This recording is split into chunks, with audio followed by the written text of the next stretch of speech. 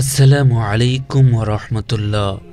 প্রিয় দর্শক, আজকের এই ভিডিওতে কিয়ামতের দিন সর্বপ্রথম যে তিনজন ব্যক্তি জাহান্নামে যাবে, ভিডিওটি শেষ পর্যন্ত আমাদের সাথেই থাকুন। কোন তিনজন ব্যক্তি আল্লাহ তাআলা সর্বপ্রথম জাহান্নামী হিসাবে ঘোষণা করবেন? আবু হুরায়রা রাদিয়াল্লাহু তাআলা আনহু হতে বর্ণিত, তিনি বলেন, আমি শুনেছি আল্লাহর রাসূল সাল্লাল্লাহু আলাইহি ওয়াসাল্লাম বলেছেন যে কিয়ামতের দিন অন্যান্য লোকদের পূর্বে যে ব্যক্তির প্রথম বিচার হবে সে হচ্ছে একজন শহীদ। তাকে আল্লাহর দরবারে হাজির করা হবে।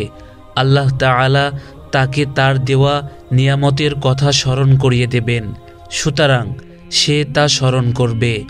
অতঃপর আল্লাহ তাআলা বলবেন, ওই নিয়ামতের বিনিময়ে তুমি কি আমল করে এসেছো? সে বলবে, আমি তোমার সন্তুষ্টি লাভের জন্য জিহাদ করেছি এবং অবশেষে শহীদ হয়ে গেছি। আল্লাহ তাআলা বলবেন, তুমি মিথ্যা বলছো, বরং তুমি এই উদ্দেশ্যে জিহাদ করেছো যাতে লোকেরা তোমাকে বলে অমুক একজন বীর পুরুষ, সুতরাং তাই বলা হয়েছে।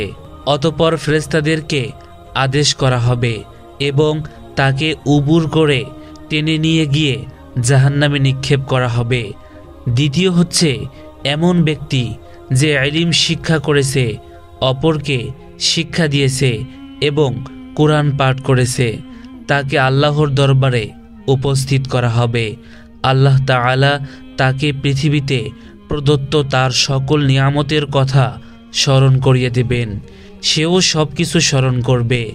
অতঃপর আল্লাহ বলবেন, এই সকল নিয়ামতের বিনিময়ে তুমি কি আমল করে এসেছো? সে বলবে, আমি ইলম শিখেছি এবং অপরকে শিখিয়েছি এবং তোমার সন্তুষ্টি লাভের জন্য কোরআন পাঠ করেছি। আল্লাহ বলবেন, মিথ্যা বলছো তুমি, বরং তুমি এই উদ্দেশ্যে ইলম শিখেছো যাতে লোকেরা তোমাকে আলেম বলে এবং এই উদ্দেশ্যে কোরআন পড়েছো যাতে লোকেরা তোমাকে কারি বলে, আর দুনিয়াতে তা বলা হয়েছে। অতঃপর ফেরেশতাদেরকে নির্দেশ দেওয়া হবে এবং তাকে উবুর করে টেনে নিয়ে জাহান্নামে নিক্ষেপ করা হবে।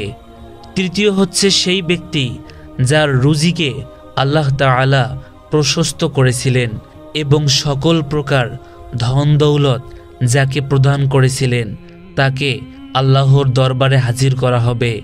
আল্লাহ তাআলা তাকে তার দেওয়া সমস্ত নিয়ামতের কথা স্মরণ করিয়ে দেবেন। সেও সব কিছু স্মরণ করবে। অতঃপর আল্লাহ প্রশ্ন করবেন, তুমি ওই সকল নিয়ামতের বিনিময়ে কি আমল করে এসেছো? সে বলবে, যে সকল রাস্তায় দান করলে আপনি খুশি হন সে সকল রাস্তার মধ্যে কোনোটিতেও তোমার সন্তুষ্টি লাভের উদ্দেশ্যে খরচ করতে ছাড়িনি।